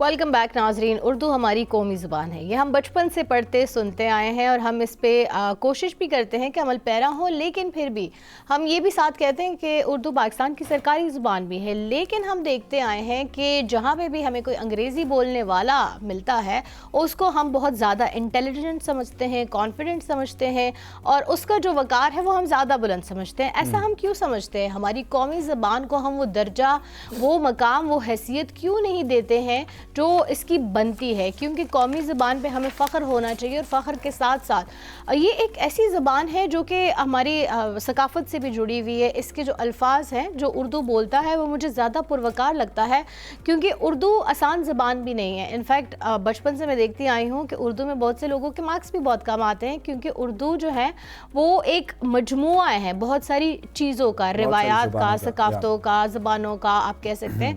सो इसमें अबूर हासिल करना अंग्रेज़ी से मेरे ख्याल से ज़्यादा मुश्किल है. इसी पे आज हम बात करेंगे कि हम अपनी सरकारी, अपनी कौमी ज़बान को वो हैसियत, वो अहमियत क्यों नहीं देते हैं जो इसकी होनी चाहिए. तमाम तर जो है वो मेरे ख़ास तौर पे यूनिवर्सिटी के टाइम पे ये बड़ी बहस रही है कि मैं प्रेजेंटेशन क्यों अंग्रेज़ी में दूँ, ठीक है, और जिसके ऊपर मेरे काफ़ी मार्क्स भी कटे हैं. और मेरा ख्याल है कि अगर में हमारी उर्दू में एक जो है वो सब्जेक्ट में आधा जो है उर्दू में होता था, आधा अंग्रेजी में होता था. वो जब मैं जर्नलिज्म कर रही थी पेशावर यूनिवर्सिटी से, और बहुत सारे बच्चों को उर्दू लिखनी ही नहीं आती थी. बिल्कुल इसी तरीके से होता है. ये जो एक मैंने अलिफ भी पढ़ के सिखाई है बच्चों को. यूरोप के अंदर आप चले जाएं, जहाँ पर चले जाएं, वो लोग अपनी ज़ुबान को अहमियत देते हैं. चाइना हमारे पड़ोस में, जापान यहाँ पर मौजूद है, वो लोग अपनी ज़ुबान को अहमियत देते हैं. रशिया अपनी ज़ुबान को अहमियत देता है. हमारे ऊपर जो कॉलोनियल सेटअप आया उसकी वजह से जो हम अपनी ज़ुबान की अहमियत को खो बैठे हैं. ये जो लश्करी ज़ुबान है जो इतने खूबसूरत मजमूए के साथ बनी है, और इसी के डायलेक्ट के अंदर हमारे पाकिस्तान की तमाम तर जो डिफरेंट ज़ुबानें और हैं वो भी उसी तरीके से लिखी भी जाती हैं. और ये कॉम्प्लीमेंट भी करता है हमारी जो रिवायती लिबास है, हमारा जो कौमी लिबास है, उसको हमारी कॉम्प्लीमेंट करता है, हमारी शनाख्त का ये हिस्सा है. लेकिन फिर भी हम इसको वो जगह नहीं दे पाते. और यूनिवर्सिटी के अंदर अक्सर मुझे ये कहा जाता था कि कल को जब आप जर्नलिज्म फील्ड के ऊपर अंदर जाएंगे, आप कहीं पर जाएंगे तो आपको अंग्रेजी की ज़रूरत पड़ेगी, तो आप क्या करेंगे? मेरा अक्सर ये जवाब होता था कि जब वो वक्त आएगा तब पता चल जाएगा. आज मेरा ख्याल है कि अगर मैं अपनी यूनिवर्सिटी के सीनियर जूनियर्स को देखूं तो सबसे ज़्यादा मेरे डिप्लोमेट्स जो है वो दोस्त हैं. तो इससे कोई फ़र्क नहीं पड़ता कि आप कितनी अच्छी अंग्रेज़ी बोल सकते हैं, ठीक है, वो एक स्किल है और उसको स्किल की हद तक की जो है वो रहना चाहिए, रखना चाहिए.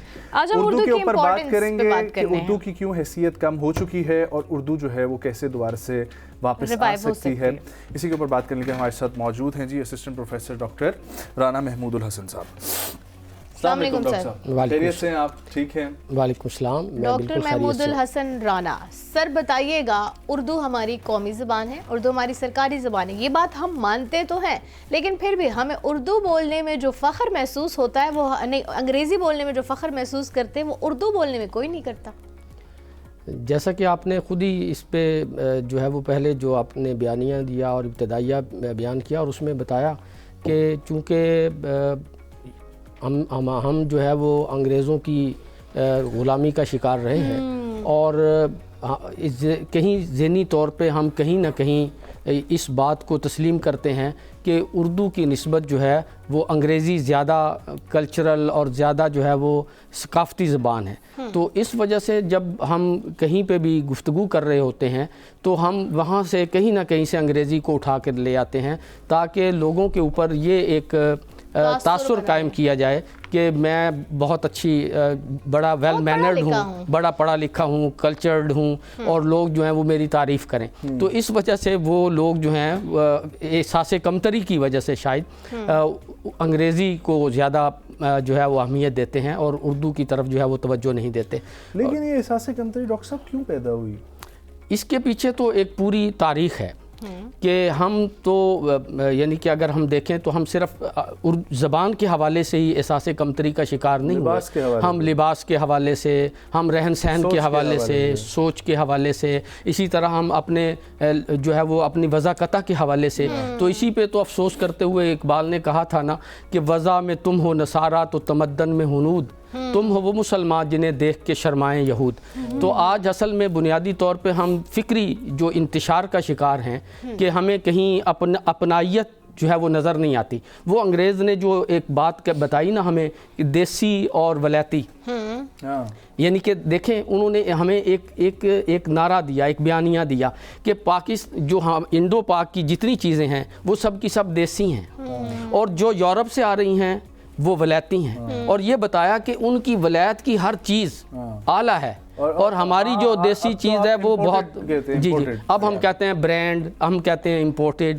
تو یہ وہ چیزیں ہیں جس نے ہمیں آج کل ہم اس چیز کا رجحان دوبارہ سے دیکھ رہے ہیں, correct me if I am wrong, کہ آپ پہلے نٹنگ کرتے تھے نا خواتین بیٹھ کے, تو وہ کہیں بیچ میں ہم نے مس آؤٹ کر دی تھی. اب اس نٹنگ کو بہت زیادہ اہمیت دوبارہ مل رہی ہے جہاں پہ ہم دیکھتے ہیں نا کہ ہم دیسی خوراکیں کھاتے تھے, دیسی کھانے کھاتے تھے. ایون آپ دیکھیں پنجیری کا ریوائول جیسے ہوا ہے, اب لوگ اس کو بہت غذائیت والا, کیونکہ سائنس نے کہہ دیا ہے. ہم جو چیزیں بچپن میں ہم کہتے تھے کہ جی گھر میں مرغیاں پالتے تھے, اس کے انڈے کھاتے تھے, اب وہ سائنس کہہ رہی ہے اور انٹرنیشنلی اب یہ لوگ اب چونکہ کر رہے ہیں تو ہم بھی دوبارہ اس طرف جا رہے ہیں. لیکن ہم کبھی بھی اس کو دیسی نہیں بولتے, ہم ابھی بھی انگریزی الفاظ میں آرگینک کہتے ہیں. سو یہ بات تو طے ہے اور یہ بات تسلیم شدہ ہے کہ ہمارا جو دیسی نظام ہے, ٹھیک ہے, وہ ہمیں اپنائیت زیادہ محسوس کراتا ہے. لیکن پھر بھی کیا ہم غلامی کی وجہ سے اتنے جو ہے ہماری سوچ پسماندہ ہو چکی ہے اور انفیریورٹی کمپلیکس جسے کہتے ہیں اس کا شکار ہو گئے ہیں کہ ہمیں ہر چیز میں دوسرے کو, ایون ہم اپنے گھر سے جاتے ہیں کسی اور کے گھر تو ہمیں کسی اور کا گھر بھی زیادہ اچھا لگتا ہے.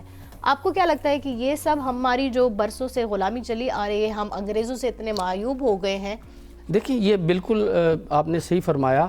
ہم ذہنی طور پہ چونکہ احساس کمتری کا شکار ہوئے اور ذہنی طور پہ اور فکری طور پہ ہم انتشار کا شکار ہوئے, جس کی وجہ سے آج ہمیں دوسروں کی ہر چیز جو ہے وہ بہت اچھی لگتی ہے اور اپنی چیزیں جو ہیں وہ ہمیں بری لگتی ہیں. اور کہیں نہ کہیں اس میں سمجھتا ہوں کہ ہمارے جو ارباب اختیار ہیں اور ہمارے جو ذرائع ابلاغ ہیں وہ بھی اس کا میں سمجھتا ہوں کہ حصہ ہیں کہ انہوں نے ہمیشہ جو ہے وہ اپنی چیزوں کو جو ہے وہ اہمیت اور اولیت نہیں دی بلکہ دوسروں کی چیزوں کو جو ہے وہ زیادہ اہمیت دی. اگر آج ہمارا میڈیا, آج ہماری ارباب اختیار, آج ہمارے اساتذہ یہ بات بتا رہے ہوتے کہ ہم جو بنیادی جو انسان کی بنیادیں ہوتی ہیں وہ اصل چیز ہوتی ہیں, جو انسان کی جڑیں ہوتی ہیں ان سے جڑنا ہوتا ہے. اوپر کا درخت بڑا ہی کتنا ہی سادار کیوں نہ ہو, جو جڑیں ہوتی ہیں وہ اس کو جب تک ہم اپنی جڑوں سے نہیں جڑیں گے. اور یہ زبان صرف کوئی ایک زبان ایک بولنے کا نام تھوڑی ہے. زبان تو بنیادی طور پہ ایک شناخت ہے, زبان تو بنیادی طور پہ ثقافت ہے, زبان تو بنیادی طور پہ آپ کی تہذیب و تمدن کی آئینہ دار ہے. اگر ہمیں کسی کی بھی ثقافت کو دیکھنا ہو تو ہم کس کو دیکھتے ہیں؟ اس کی زبان کو دیکھتے ہیں, اس کی زبان میں لکھے ہوئے لٹریچر کو دیکھتے ہیں اور ہمیں ان کی فکر کا, ان کے رہن سہن کا, ان کے رسم و رواج کا, ان کی خوبیوں اور خامیوں کا ہمیں ادراک ہو جاتا ہے. تو گویا یہ چیزیں تو بنیادی تھی لیکن شاید کہیں ہم میں کمی ہے کہ ہم نے ان چیزوں کو شاید درخور اعتنا سمجھا ہے, ان کی طرف توجہ نہیں دی ہے. اور اس کے پیچھے ظاہر ہے بہت سارے لوگوں کے اور ایک خاص ख़ास तबके के अपने मकासद हैं। वो कतई नहीं चाहते कि ये जो हमारे यहाँ तबकाती तकसीम है बनी हुई, और बज़ाहिर हम कहते हैं कि हम सब बराबर हैं, मसावात की बात करते हैं, लेकिन बुनियादी तौर पे ज़बान को एक एलीट तबके ने इसको जो है वो महकूम रखने के लिए एक बहुत बड़े तबके को एक टूल के तौर पे इस्तेमाल किया है। आज भी ऐसे स्कूलों में डॉक्टर साहब मैं लोग देखता हूँ जो बच्चे पिट रहे हैं कि उनको अंग्रेज़ी ज़ुबान में सिर्फ लिखा हुआ जो है वो इसी वजह से समझ नहीं आ रहा, ना उनको मैथ्स के कॉन्सेप्ट क्लियर होते हैं, ना उनको साइंस के कॉन्सेप्ट क्लियर होते हैं। अगर यही चीज़ अपनी ज़ुबान में हो तो कितनी आसानी पैदा हो जाएगी? देखिए, जो ज़बान होती है वो असल में आपकी तख्लीकी सलाहियतों को बढ़ाती है, आपकी तनकीदी सलाहियतों को बढ़ाती है। मसलन आपने बड़ी अच्छी बात की कि स्कूलों में बच्चे जो हैं वो अंग्रेज़ी में पढ़ रहे हैं। मसलन फ़र्ज़ किया जब मैं पढ़ता था तो बताया गया कि जी ये NaCl है, ये सोडियम क्लोराइड है, और मैंने याद कर लिया। ये अमोनियम क्लोराइड है, मैंने याद कर लिया, लेकिन नहीं पता ये सोडियम क्लोराइड है क्या, ये हाइड्रोक्साइड है क्या, ये इनका जो कीमियाई रिएक्शन है या कीमियाई अमल है वो कैसे होता है, इनसे क्या चीज़ें बनती हैं। अगर वो अपनी ज़बान में तालीम दी जाती और अपनी ज़बान में पढ़ाया जाता तो बच्चे को पता होता, अच्छा ये तो यार ये नमक की बात हो रही है, जिस स्कूल से मैं ये तो यार पानी की बात हो रही है, वो कितना आसान होता। जिस स्कूल से मैं पढ़ा हूँ उस वक्त भी और आज भी उस स्कूल के अंदर अंग्रेज़ी ना बोलने पे फ़ाइन लगता है, उर्दू बोलने पे फ़ाइन लगता है कि अगर आप अपने टीचर के साथ उर्दू में बात करें। आप मैं किसी को बता रही थी कि जब मैं स्कूल में पढ़ रही थी तो हमारा होता था मुआशरती उलूम, तो ही वाज लाइक ये क्या होता है, कौन सा सब्जेक्ट है। लाइक हमारे आजकल हालांकि he is a lawyer, he is on good post, उनको ये नहीं पता कि जी पाकिस्तान स्टडीज़ को मुआशरती उलूम कहा जाता है। सो हमारे बच्चे जब बड़े होते हैं हम कहते हैं कि जी वो अपनी सकाफत भूल गए, अपनी रिवायात भूल गए, अपने बड़ों का अदब करना भूल गए, ये चीज़ें भूल गए, लेकिन हमने उनकी बेस क्या बनाई है। क्या लगता है आपको इसमें पेरेंट्स का कितना कसूर है, इसमें असातिज़ा का कितना कसूर है कि हम कॉम्पिटिशन को इतना अपने आप पे इतना हावी कर लिया है कि हम अपनी रिवायात, अपनी जो बेसिकली बुनियादें जिसको हमें पुख्ता करने की ज़रूरत थी वो हम कहीं पस्त करते जा रहे हैं। देखें, ये बहुत हमारे लिए अलमिया है कि हम सिर्फ कसूरवार आज जो है वो नई जनरेशन को करार देते हैं। नहीं, वो यही लेकिन सच्ची बात ये है कि इस कभी भी जो हमारे जो नई जनरेशन है, जो हमारी नौजवान नस्ल है, या हमारा जो एक तालिब इल्म है या हमारा एक बच्चा है, वो अकेला कसूरवार नहीं है। मैं ये समझता हूँ कि ये जो आज हमारी सूरत हाल है, अपनी उर्दू से बेजारी है, अपने कल्चर से बेजारी है, अपनी तहजीब और मज़हब से बेगानगी है, इसकी तनाजुर में अगर हम देखें तो बच्चा तो शायद आखिरी नंबर पर कसूरवार है। मैं समझता हूँ कि इसमें सबसे पहला नंबर तो वालिदैन का है, जो जिसके बारे में कहा गया कि ये तो घर जो है ये पहला मदरसा है, यहाँ से तरबियत बच्चा लेता है।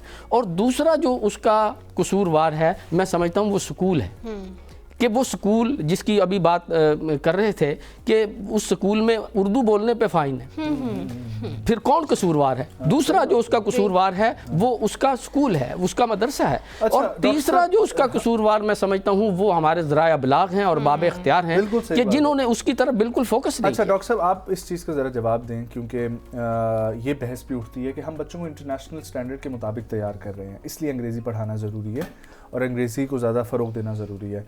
इसका कोई काउंटर नैरेटिव है आपके पास? देखिए, इसमें कोई शक नहीं, हम ये कभी नहीं कहते कि हम अपने बच्चों को सिर्फ उर्दू सिखाएंगे और अंग्रेजी नहीं सिखाएंगे। ये तो बहुत एक मैं समझता हूँ कि मैं तो कहता हूँ कि रशियन भी सिखानी चाहिए, चाइनीज भी सिखानी चाहिए, देखिए आज तो साथ ये भी फिर सिखाना चाहिए। आज तो मल्टी लैंग्वेजेस सीखने का जो है दौर है, यानी कि आप दुनिया में कहीं जाएं वो साथ कहते हैं कि जो आपकी कौमी ज़बान है उसके साथ साथ आपको सेकंड और थर्ड लैंग्वेजेस जो है वो आनी चाहिए, ताकि आपके अंदर जो एक वुसअत है वो आपका वुसअत नज़र बढ़ सके आपके अंदर।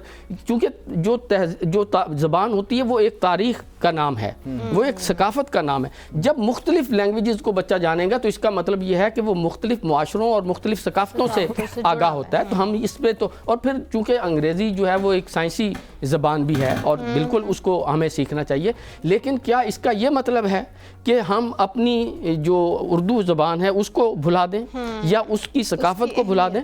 उसको अगर हम पसे पुश डाल दें तो इसका मतलब यह है कि हम अपनी तहजीब को पसे पुश डाल रहे हैं। और ये एक नैरेटिव हमारे यहाँ नज़र आता है कि हमारे यहाँ इससे पहले भी बहस हुई है कि कुछ लोगों का ये ख्याल है कि अपनी तहजीब को छोड़ें, انگریزی تہذیب سیکھیں, اس سے بچہ جو ہے وہ بہت کلچرڈ ہوگا. لیکن اس پہ اکبر الہآبادی نے ایک بہت عمدہ بات کہی ہے کہ آپ کو سب سے پہلے اپنی تہذیب سکھانی چاہیے اور پھر کسی اور تہذیب اور کسی اور زبان کی طرف لے کے جانا چاہیے. جب اس کو اپنی چیزوں کا پتہ ہوگا پھر وہ دوسری چیزوں کے بہکاوے میں نہیں آئے گا. اکبر الہآبادی کا ایک بڑا فارسی کا شعر ہے, اسے میں اردو میں نیریٹ کر دیتا ہوں. وہ کہتے ہیں کہ اگر کسی بچے کو ہاتھ پاؤں باندھ کر ایک تختے پہ باندھ دیا جائے اور دریا کی موجوں کے سپرد کر دیا جائے اور اسے کہا جائے کہ آپ کے کپڑے گیلے نہیں ہونے چاہیے, تو کہنا وہ یہ چاہتے ہیں کہ جس طرح وہ اپنے کپڑے گیلے ہونے سے نہیں بچا سکتا, اسی طرح جب آپ اپنی زبان سکھائے بغیر, اپنی تہذیب سکھائے بغیر کسی اور تہذیب کے حوالے کریں گے, وہ بچہ اس کی تہذیب کے اثرات سے بچ نہیں سکے گا. بالکل آپ نے ٹھیک کہا. مجھے یہ بتائیے محمود صاحب کہ چلے ہم نے یہ بات تو کر لی کہ ہمارے اساتذہ اور ہمارے پیرنٹس جو ہیں اس میں برابر کے شریک ہیں, بلکہ زیادہ ذمہ داری میں کہتی ہوں انہیں پہ عائد ہوتی ہے. لیکن سرکاری زبان ہونے کے ناطے ہمارے یونیورسٹیز کالجز کے جو ہمارا نصاب ہے وہ اردو میں کیوں نہیں رکھا گیا؟ جو دفتر کے اندر پریس ریلیز نکلتی ہے, ہمارے دفتری امور, بہت سارے لوگوں کو تو اردو کے ٹھیک آتی بھی نہیں. آپ اگر ان سے کہو کہ جی سادہ اور ثقیل اردو, تو وہ آگے سے کہیں گے ثقیل کیا ہوتی ہے. تو ہاں, ہمارے ایکس پرائم منسٹر سے خاتم النبیین بھی نہیں بولا جا رہا تھا. سو ایسے لوگ بھی ہیں اس پاکستان میں. سو یہ بتائیے کہ اس میں ہماری حکومت کی کیا ذمہ داری بنتی ہے؟ دیکھیں اب یہ تو یعنی کہ ہم سب کے سامنے آیا ہے کہ جواد اس خواجہ صاحب نے قومی زبان کے حوالے سے جو کیس چل رہا تھا اس کا بھی فیصلہ کر دیا کہ جناب ہماری زبان جو ہے وہ اردو ہوگی. اسی طرح اگر ہم دیکھیں جو قائد پاکستان تھے, قائد اعظم محمد علی جناح, وہ کیا فرما رہے ہیں. وہ اپنی بیماری کے باوجود جب انہیں پتہ چلا کہ ایک لسانی بحث شروع ہو گئی ہے, اردو کے خلاف کچھ باتیں شروع ہو گئی ہیں بنگال میں, تو حضرت قائد اعظم بیمار تھے اور ہمارے پاس کوئی ایسا طیارہ نہیں تھا کہ وہ وہاں پہ ایک فیول میں جا سکے. آپ اپنی زندگی کو خطرے میں ڈال کے اوور فیولنگ کروائی اپنے جہاز میں تاکہ وہ رستے میں کہیں نہ انہیں لینڈ کرنا پڑے, وہ جو ہے وہ ڈائریکٹ جو ہے وہ ڈھاکہ پہنچے.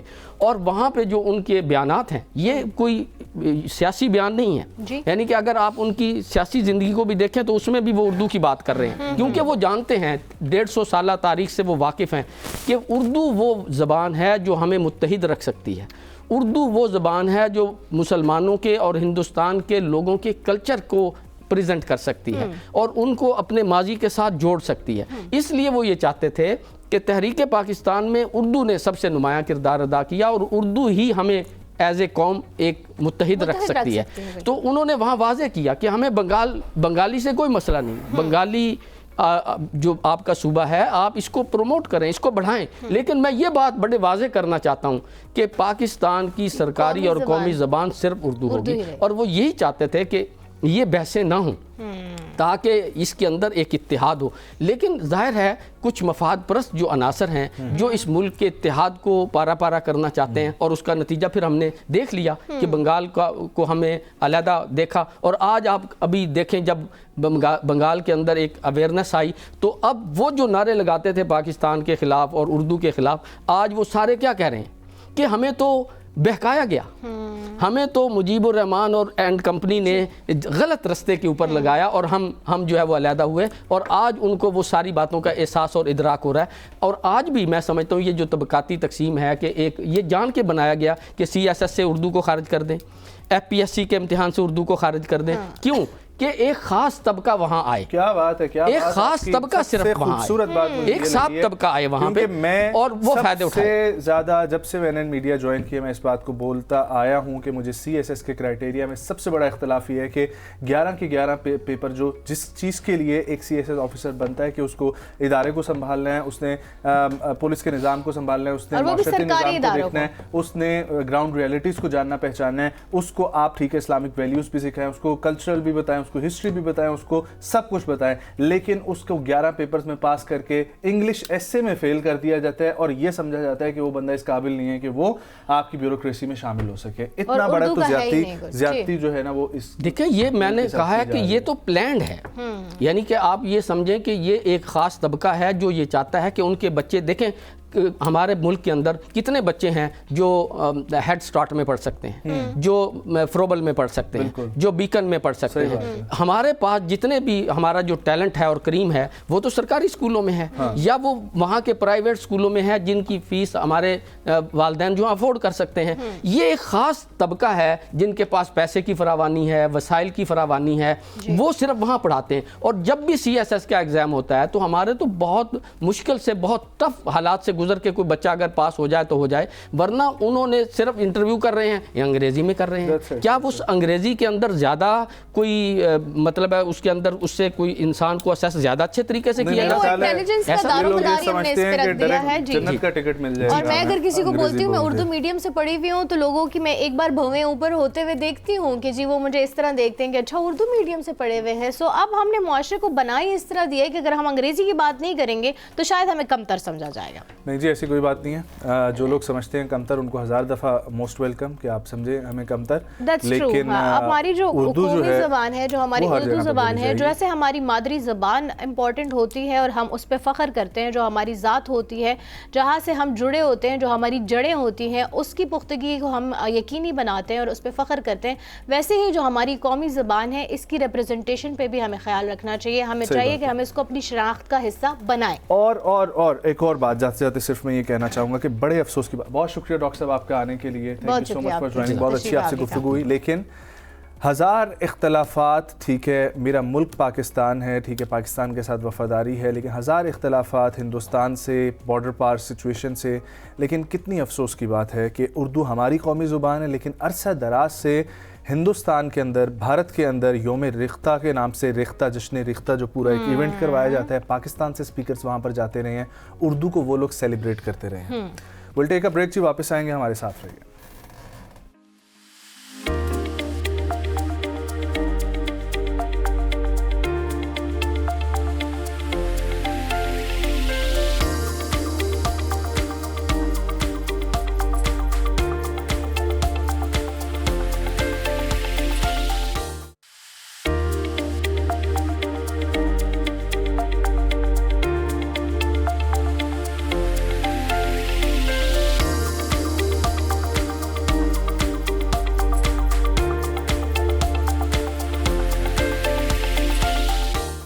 ویلکم بیک ناظرین. اس سیگمنٹ میں ہم بات کریں گے بہت ہی امپورٹنٹ ٹاپک پہ. ہم ورکنگ لیڈیز جو ہوتی ہیں, ہم جو خواتین گھروں سے باہر نکلتی ہیں کام کرنے کے لیے, سو ہمارے لیے بہت مشکل ہوتا ہے ورک لائف میں اور پرسنل لائف میں بیلنس رکھنا. لیکن سم ہاؤ ہم خواتین ہی اس کیپیبل اتنی ہوتی ہیں کہ ہم ورک لائف اور پرسنل لائف میں جو ہے وہ بیلنس رکھ پاتی ہیں. لیکن کتنا مشکل ہوتا ہے ایک انٹرپرینور ہو کے, ایک انفلوئنسر فگر ہو کے, اور پھر اپنے بچوں کی اسی طرح اپنے پرورش کرنی ہے کہ وہ جب کل کو شیپ اپ ہو سوسائٹی کے مطابق جو ہے اپنے آپ کو ڈھال سکیں, رف اینڈ ٹف بھی ہوں, ساتھ ہی وہ اتنے پریویلیج بھی ہوں. سو یہ ساری چیزیں ایک ماں ہی کر سکتی ہیں, اور ایک ماں اگر ورکنگ وومن ہو, وہ ساتھ اتنا سب کچھ باہر بھی مینیج کر رہی ہوں, سو کتنا مشکل ہو جاتا ہے. وہ خود کے لیے ٹائم نکال پاتی ہیں, نہیں نکال پاتی, اور اگر نکالتی ہیں تو کس طرح مینیج کرتی ہیں. اسی ٹاپک پہ ہم بات کریں گے. ہمارے ساتھ موجود ہیں, وہ بھی ایک انٹرپرینور بھی ہے, فیشن انفلوئنسر بھی ہے, ڈیکور مینجمنٹ کمپنی بھی ہے ان کی, اور ساتھ ہی 2 بچوں کی ماں بھی ہے, اور ایک کامیاب پیرنٹ کاؤنسلر بھی ہے. سو وہ سب کچھ کیسے مینیج کرتی ہیں, اسی پر بات کرنے کے لیے ہمارے ساتھ موجود ہیں ڈاکٹر مریم ایاز. السلام علیکم مریم. وعلیکم السلام. کیسی ہیں آپ؟ ٹھیک ٹھاک, اللہ کا شکر. اچھا, جیسے میں نے اپنے انٹرو میں بتایا بہت سب کچھ کرتی ہیں, ایک آدھ چیز نہیں. سو یہ مینیج کرنا کتنا مشکل ہوتا ہے؟ آنیسٹلی اسپیکنگ مینیج کرنا بہت زیادہ مشکل ہو جاتا ہے. آپ کو ہر وقت آن یور ٹوز رہنا پڑتا ہے, ویجیلنٹ رہنا پڑتا ہے. آپ کو بہت زیادہ پریزنس آف مائنڈ چاہیے اس کے لیے, اور آپ کو پتہ ہے کہ بینگ اے مدر آلریڈی آپ کے برین سیلس جو ہے وہ گیو اپ کر چکے ہوتے ہیں آل دا ٹائم. ظاہر ہے پھر آپ کے چھوٹے بچے ہوں جب, تو obviously ڈیفیکلٹ تو ہوتا ہے. لیکن مجھے جہاں تک لگتا ہے کہ اگر آپ ٹائم مینجمنٹ جانتے ہیں نا, because I am a very early Riser, 5 بجے میرا دن شروع ہوتا ہے, 10 بجے اینڈ ہو جاتا ہے, تو صرف دا اونلی ریزن مجھے سمجھ میں آتا ہے اس کو مینیج کرنے کا از دیٹ کہ آپ ارلی رائزر ہوں, آپ ٹائملی اس کو چیزوں کو مینیج کریں, تو پھر ہی آپ اس کو اپنے ٹائم فریم میں سیٹل کر سکتے ہیں. سو ڈاکٹر صاحبہ, what's your daily routine? I wake up at 5, do my नमाज, जो भी सुबह का रिचुअल होता है, फिर उसके बाद बच्चों का लंच होता है, मेरे उनका स्कूल का सिस्टम होता है, फिर हम इकट्ठे ही निकलते हैं. सो my husband drops them of to school and I go to my restaurant, जहाँ पे मैं डाइट फूड केटरिंग सर्विस देती हूँ विद मेडिकल कंसल्टेशन. मैं यानी कि अगर कोई डायबिटिक है, कोई हाइपरटेंसिव है, तो उनके सारे हमने मील्स बना के ऑफिस में, घरों में भेजने होते हैं. तो मैं उसको देखती हूँ. वहाँ से फिर निकल के फिर मेरा जो है वो एक अलग दौड़ शुरू होती है. फिर जो मेरे पास जब तक बच्चे स्कूल से आते हैं, वो जो एक पीरियड होता है, उसमें मैं अपना इन्फ्लुएंसिंग का जितना भी मेरे अगर कोई पैकेजेस हैं उनको प्रमोट करना या और इस तरह का वीडियोस बनाना, जो भी मेरा उससे रिलेटेड काम है मेरे इंस्टाग्राम से, वो चलता है. उसके बाद फिर साथ साथ आपको पता है घर की रूटीन, घर का खाना बनाना, बच्चे, ये सब भी मैं देखती हूँ. But to be very honest, I won't lie here कि आपके साथ हाउस हेल्प होना बहुत ज़रूरी है. आप एक्स्ट्रा हेल्प हायर कर लें. अगर आप बहुत सारी मल्टीपल चीज़ें मैनेज कर रहे हैं तो इसमें कोई मज़ायका नहीं है. So what keeps you drive? ये बहुत अच्छा सवाल है. जो ड्राइव है ना मेरी, वो है मेरे बच्चों का फ्यूचर. क्योंकि जो है ना, व्हेन आई सी के if I am able to achieve that certain something जिसको कि वो बड़े होकर प्राउडली ओन कर सकें, तो वो that gives me the kick. Basically वो असल में जो है ना मुझे ऑन माई टोज रखता है, ऑन गोइंग. क्योंकि जाहिर है यार, हर बंदा थकता है, आप मेंटली बहुत एग्जॉस्टेड हो जाते हैं. मुझे भी बाज़ दफ़ा ब्रेक चाहिए होती है कि यार ये सारी चीज़ें जब आप मैनेज कर रहे होते हो.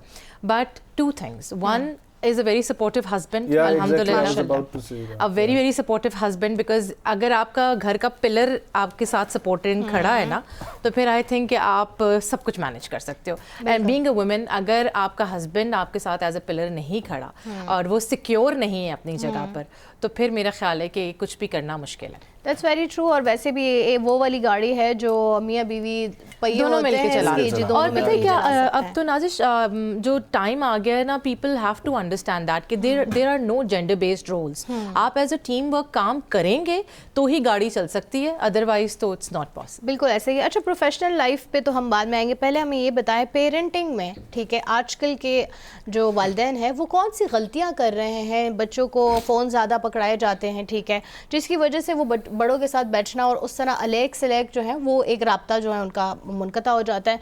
प्लस फिर उस तरह वो डिजिटलाइजेशन की तरफ ज़्यादा चले जाते हैं. नेगेटिव इफेक्ट भी उसका बहुत ज़्यादा होता है कि उनको वो लेविश लाइफ चाहिए जो वो रियलिटी से कई गुना दूर होती है. या so what do you think कि हमारे पेरेंट्स आजकल के कौन कौन सी गलतियाँ कर रहे हैं पेरेंटिंग में?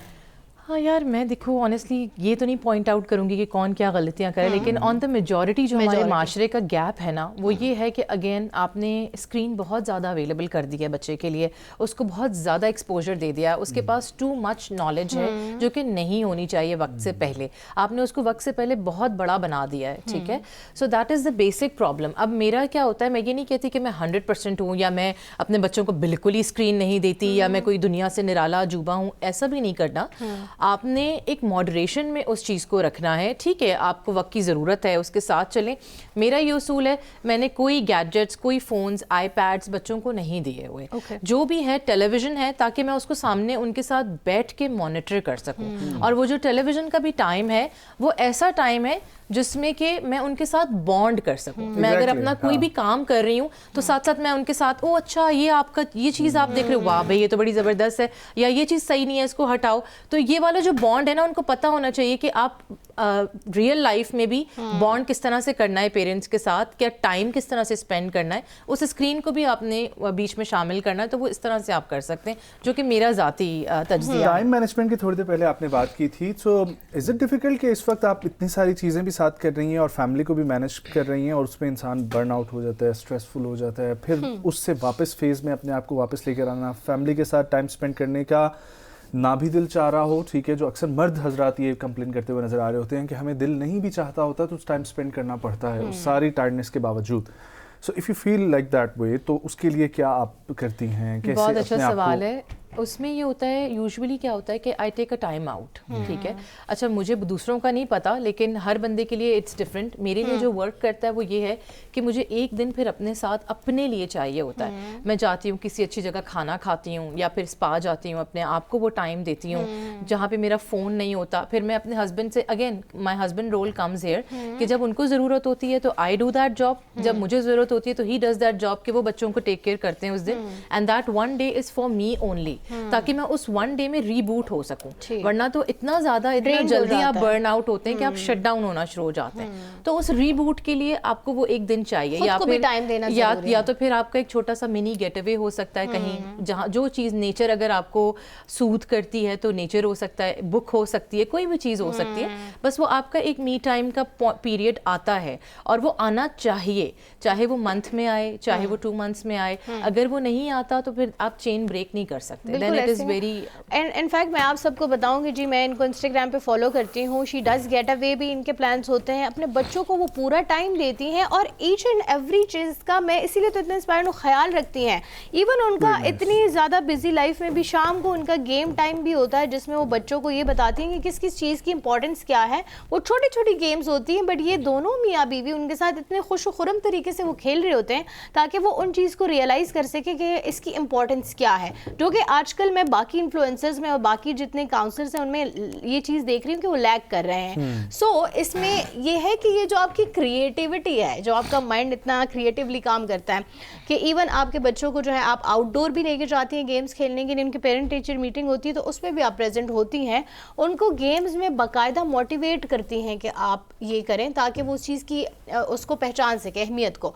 सो कितना क्रिएटिव माइंड होना पड़ता है and how do you manage all this कि मतलब ये उनका टाइम है, फिर आप अपनी दोस्तों को भी उतना ही टाइम देती हैं। So how do you like that works for you?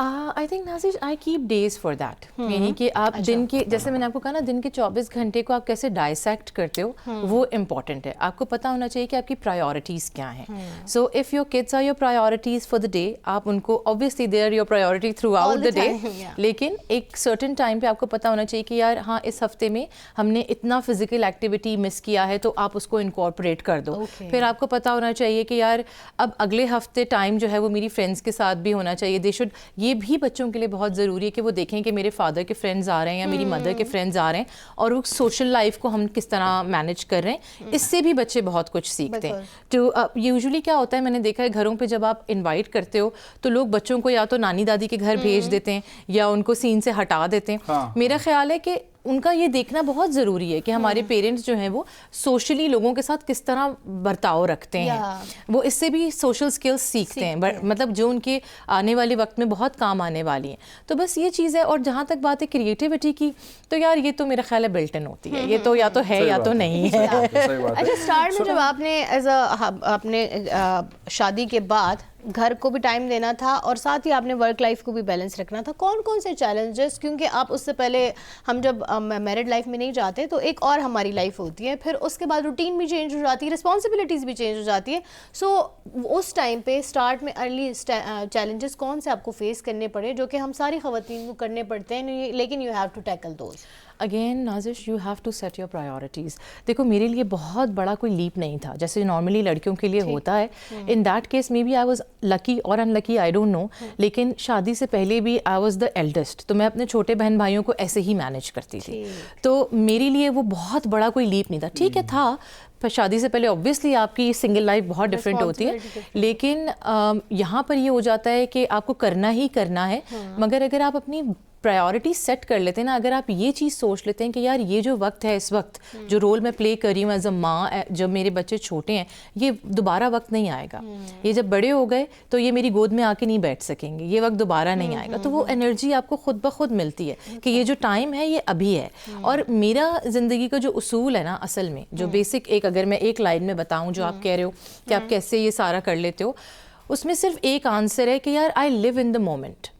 मुझे ये होता है कि उस मोमेंट में आपने जीना है, कल की मैं फ़िक्र नहीं करती। I live on the age, ठीक है। मुझे पता है कि ये जो मोमेंट है, चाहे ये मेरे बच्चों के साथ है, ये जो अभी एज है, ये लम्हा है, ये टाइम है, मेरा भी इनका भी, जो मेरी एनर्जी है, it's not going to repeat.